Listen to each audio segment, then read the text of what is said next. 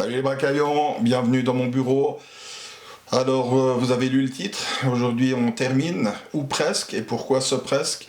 Parce que la partie menuiserie est terminée, il manque un peu de peinture, un petit peu d'électricité, donc j'attends le peintre et l'électricienne prochainement.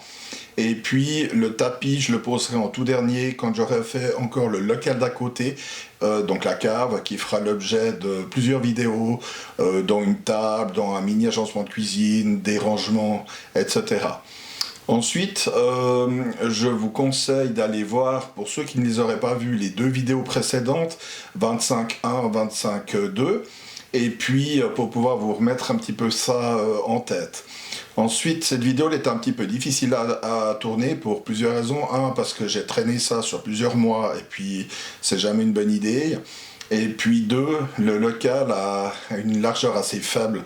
Donc avec le matériel que j'ai ou ma technique de metteur en scène limité, des fois ça manquait un peu de recul, etc. Il y a des choses que j'ai volontairement coupées parce que si vous regardez ma chaîne, vous savez couper, calibrer un panneau de MDF à la scie circulaire, donc des fois ça j'ai passé outre. Et j'ai gardé les parties les plus techniques, les plus intéressantes, avec 2 ou 3 mini trucs que j'explique, et puis la mise en place. Et puis vous verrez aussi l'équipement. Donc j'ai fait passer un tube électrique à l'intérieur pour la machine à cirer les chaussures, et puis que tout soit caché, que ça soit propre. Donc voilà, on va aller regarder tout ça.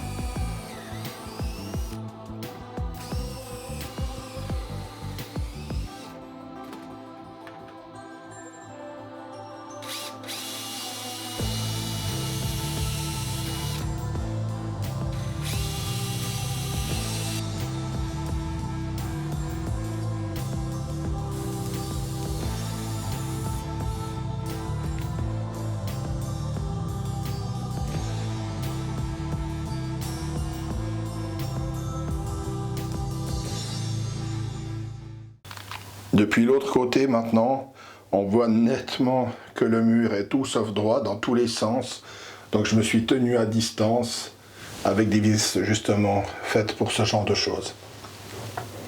Et on voit l'armature, et puis maintenant je dois encore la percer pour permettre le passage de l'interrupteur qu'on aperçoit ici, et tout passera à l'intérieur, comme ça sera caché, ça sera propre. Et puis on est parallèle au mur, celui-ci il est assez droit, donc je me suis basé d'après ça pour mes distances jusque là de chaque côté. Comme ça on aura une face qui sera bien alignée. Un truc que tu as peut-être aperçu ici, c'est cette liste là qui file d'un bout à l'autre. Et puis elle sert uniquement à garder mon écartement, donc mon vide de cadre. Elle sert aussi pour le transport, pour pas que les montants bougent et viennent à se casser. Alors tu peux, si c'est juste pour la manutention, elle peut se mettre dessous avec des clous, comme ça tu peux l'enlever avec tes pieds au chantier. Si c'est comme moi, j'ai voulu garder pour la pose, alors pour pas qu'elle me gêne dessous puis que ça passe pas entre mon sol et mon plafond, je l'ai mis sur le côté et puis je la dévisserai quand j'aurai fini. Ensuite, je vais plaquer du MDF sur tout le montant. Et puis en fait, mes armoires viendront appuyer contre, ainsi que le socle. Et là, je pourrais continuer et terminer la pose de mes armoires.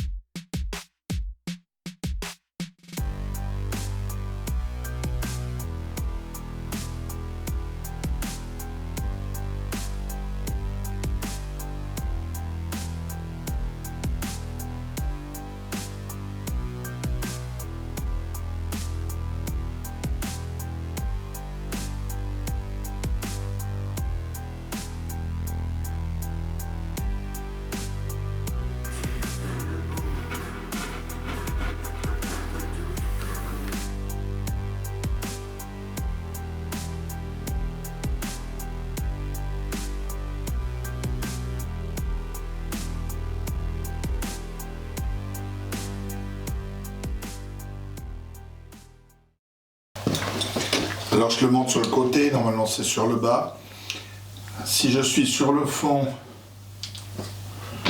de mon caisson, ma plaque ici risque de se retrouver un petit peu à cheval, où je serai très proche avec les trous de vis du bord de ma feuillure, ma battue. Donc j'ai créé une petite pièce en 3D pour surélever mon magnétique de telle manière que ma plaque soit bien à l'intérieur. Et j'ai pas de souci avec les trous de vis.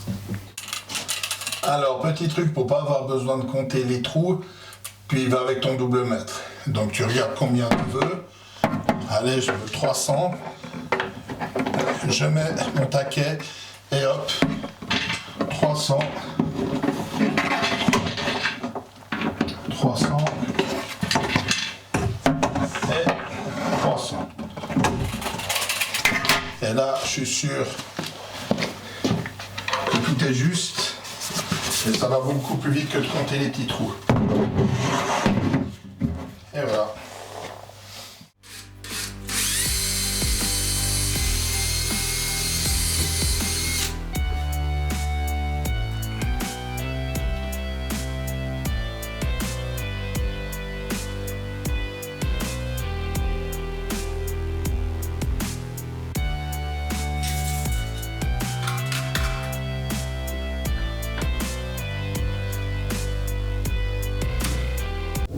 Maintenant, on va se pencher sur le passage de porte pour aller en fait dans la partie entre guillemets cachée du dressing.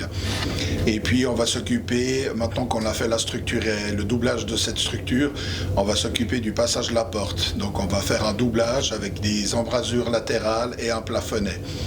Et puis elles serviront aussi, ces embrasures et ce plafonnet, à servir d'appui à la porte.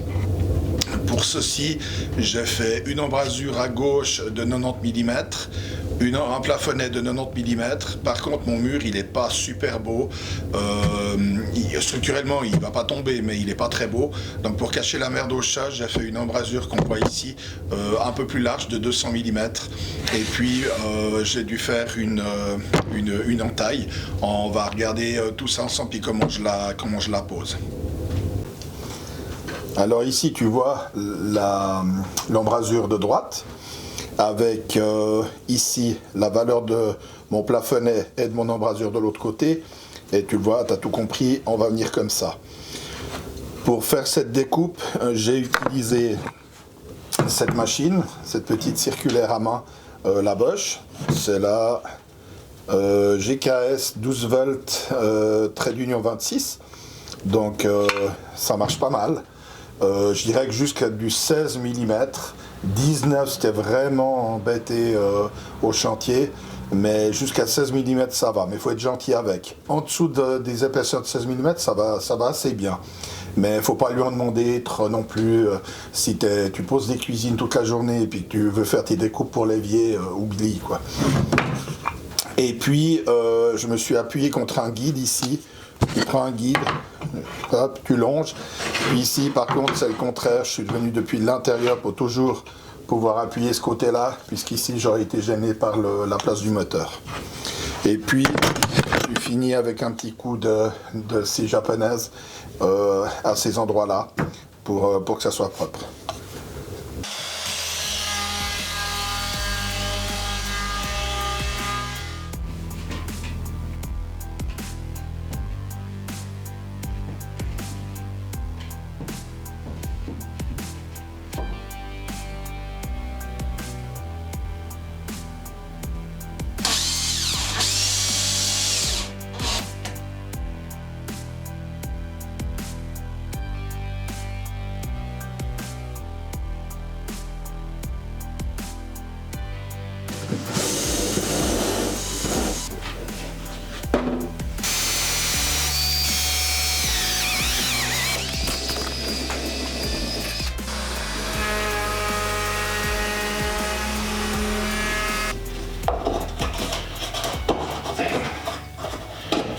On va passer au ferrage des charnières invisibles.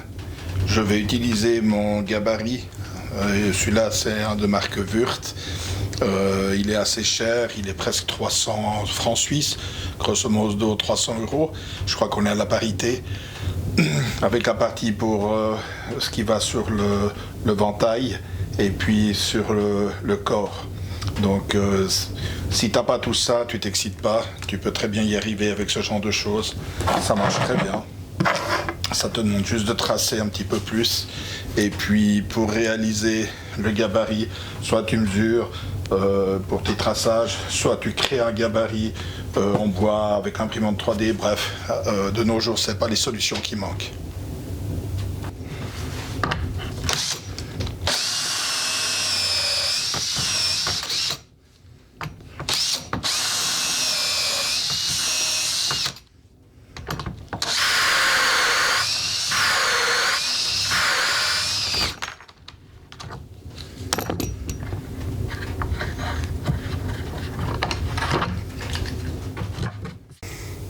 Petite subtilité sur le ferrage, tu vois ici, je suis parti à 80 du bord, 80 si tu préfères. Celle du bas, je l'ai mise à 100. Ensuite, entre celle-ci et celle du haut, j'ai pris l'axe, ce qui nous fait 935. Et puis, j'ai renforcé ici de manière plus haute, je suis parti à 320. Pour renforcer et puis pas que ça tire trop, parce que cette porte est très lourde, pas que tout d'un coup ta porte s'affaisse trop contre le bas. C'est un système qui est souvent utilisé justement quand tu as des portes lourdes.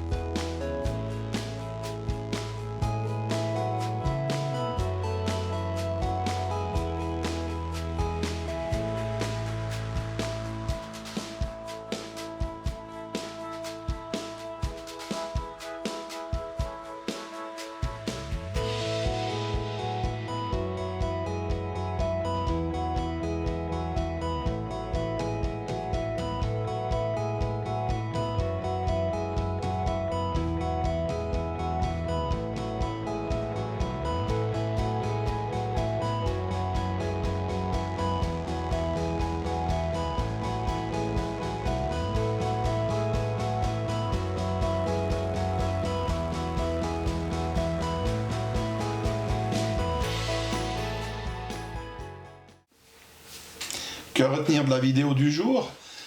Plusieurs choses. Un, c'était pas un projet évident pour plusieurs raisons. Un, par le petit volume dans le couloir. par la présence de poutres, par le fait que j'ai pris l'option de vouloir fabriquer d'une seule pièce les armoires d'atelier et ensuite de les manutentionner. Il fallait que ça passe par la fenêtre qu'on aperçoit dans la vidéo, puisque les deux portes qui mènent au couloir de la buanderie de la cave sont à 90 degrés, 90 tu préfères, et puis ça passait pas monter. Donc il fallait absolument que tout passe par cette petite fenêtre. C'était le cas, mais après il fallait encore pouvoir les dresser avec les poutres au plafond comme obstacle. C'était pas si évident. Donc j'ai joué un peu avec le feu, avec des dimensions maximales, mais voilà, je l'ai sué un petit peu, mais au final, ces dimensions maximales fait que ça m'offre un bon volume. Ensuite, je récupère cet espace sous le rampant de l'escalier qui était inutilisé. Et puis, ça me fait une surface quand même de plus de 3 mètres carrés par 2 mètres 0,8, 2 mètres 10 de haut. Donc ça, c'est intéressant. Et puis là, lancez pas des cailloux tout de suite, je vais mettre un petit agencement Ikea en métal avec des tiroirs grillagés, une penderie ouverte, enfin vraiment quelque chose d'assez simple, mais qui permettent à mes affaires de moto et surtout de football de respirer. Donc je ferai une vidéo finale quand il y aura le tapis, la peinture finale, que l'électricienne sera passée, pour que vous vous rendiez compte ce que ça donne, et puis évidemment avec cet agencement qui sera occupé par mes habits et mes affaires. Ensuite, j'étais content aussi de deux petites choses. J'ai simulé 2 retours de poutres de chaque côté en haut des armoires, et j'ai trouvé que le raccord de teinte, je m'étais bien démerdé. En fait, il fallait les brunir et puis ensuite avoir une autre teinte qui simule un peu la fumée, la suie qui était issue à l'époque et sur les poutres existantes d'un fumoir que j'avais converti en local technique, pardon, et puis il fallait un peu simuler tout ça. Et puis cette suie et cette fumée s'était déposée sur ces poutres à longueur d'année, et puis il fallait restituer ce décor. Et je trouve qu'on le voit sur les images, ça ressort assez bien. Ensuite, je le dis avant qu'on me pose la question, on voit sur le dos de la porte qui mène au rampant de l'escalier, il y a une espèce d'engravure derrière la fleur de lys. Et pourquoi? Parce qu'en fait là on est dans du panneau MDF de 19 mm, que ma fraise de défonceuse c'est un diamètre 3, mais elle va pas plus loin que 13-14 mm. Donc je ne voulais pas agrandir les proportions de ma fleur de lys, je voulais qu'elle soit identique aux autres. Donc j'ai fait ma fleur de lys exactement la même chose que les autres, et puis j'ai fait cette gravure pour pouvoir avoir le trou traversant et puis être pareil que le reste. Ensuite, pour moi, je vais continuer avec cet étage-là, c'est-à-dire au niveau de la cave. Il y aura de la table massive, des assises, il y aura un mini agencement de cuisine, il y aura des rangements. Donc tout ça, ça fera l'objet de vidéos. J'ai déjà le bois massif, donc ça sera quelque chose d'assez sympa. Mais ça sera dans un deuxième temps. Un premier temps pour moi, je vais faire encore 2-3 vidéos plus courtes, plus petites, parce que je serai bientôt hospitalisé. Malheureusement, là, vous saviez que j'avais ces problèmes de bras. Cette fois, ils ont trouvé, donc ils doivent m'opérer de l'avant-bras et puis des cervicales. Donc ça va être un peu chaud ces prochains temps. Donc je vais faire une espèce de tablette avec des formes arrondies, ou plus ou moins arrondies, à la shaper, et l'idée ça sera d'arriver à être suffisamment propre et précis pour pouvoir plaquer un champ sur ces formes un petit peu rondes. Donc on le verra ensemble. Il y aura la découverte à la demande d'un abonné de la Mafel, qui est la tourillonneuse qui est dans la droite ligne des lamellos, des dominos, etc., mais avec des tourillons aux chevilles, je sais pas comment tu les appelles toi, et puis ça je vous la ferai découvrir. Et puis il y aura aussi un serre-joint, pas un serre-joint, mais un outil de levage un petit peu spécial quand tu fais de l'agencement, qui est super pratique, et ça je te le montrerai. Donc voilà un petit peu pour la suite des opérations, je peux dire sans mauvais jeu de mots. Donc merci de me suivre, n'hésitez pas à me poser des questions, j'y répondrai volontiers si vous avez des idées ou quelque chose que vous aimeriez que je fabrique ou que je vous démontre. Donc n'hésitez pas, il y a toujours quelque chose à faire. D'ici là, bricolez bien, et puis on se revoit bientôt pour de nouvelles aventures. Ciao les bracaillons!